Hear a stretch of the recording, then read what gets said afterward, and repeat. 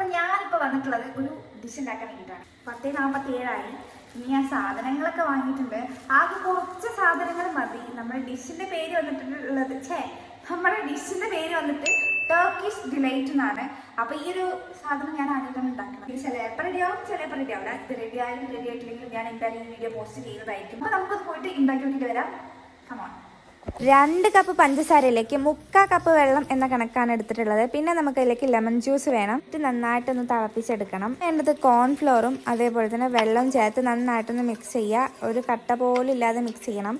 എന്നിട്ട് ലോ ഫ്ലെയിമിലിട്ടിട്ട് നന്നായിട്ട് വേവിച്ചെടുക്കുക. ഏകദേശം ഇതുപോലെ ആവുന്ന സമയത്ത് നമുക്ക് നേരത്തെ തയ്യാറാക്കി വെച്ചിട്ടുണ്ടായിരുന്ന ആ ഒരു പഞ്ചസാര വെള്ളം അങ്ങനെ കുറച്ച് ഒഴിച്ചു കൊടുക്കണം. മെനക്കേടുള്ള പരിപാടിയാണോ എന്ന് ചോദിച്ചാൽ ചെറിയ മെനക്കേടേ ഉള്ളൂ.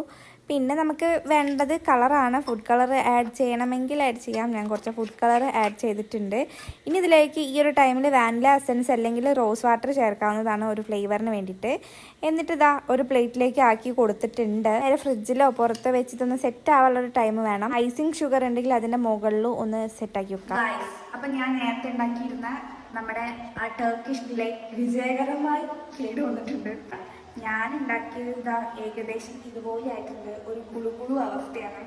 ഇതെന്താ ഇങ്ങനെയെന്ന് എനിക്ക് ഇപ്പോഴും അറിയില്ല. വിഷമമുണ്ടോ വെച്ചാൽ നല്ല വിഷമമുണ്ട്. കാരണം ഞാൻ കഷ്ടപ്പെട്ടുണ്ടാക്കിയതാണ്. ഉറക്കൊക്കെ ഒഴിഞ്ഞിട്ടുണ്ടാക്കിയൊരു ഡിഷാണ്. ഒന്നും റെഡിയായില്ല. എന്തോ ഒരുമാതിരി മധുരം ഇങ്ങനെ ഒട്ടി പിടിക്കുന്നൊക്കെ പോലെ തോന്നി. അതാണ് ഞാൻ ഇനി കഴിക്കണത് കാണിച്ചില്ലാത്ത. എനിക്കിനി കഴിക്കാൻ ഇഷ്ടപ്പെട്ടിട്ടില്ല. So by.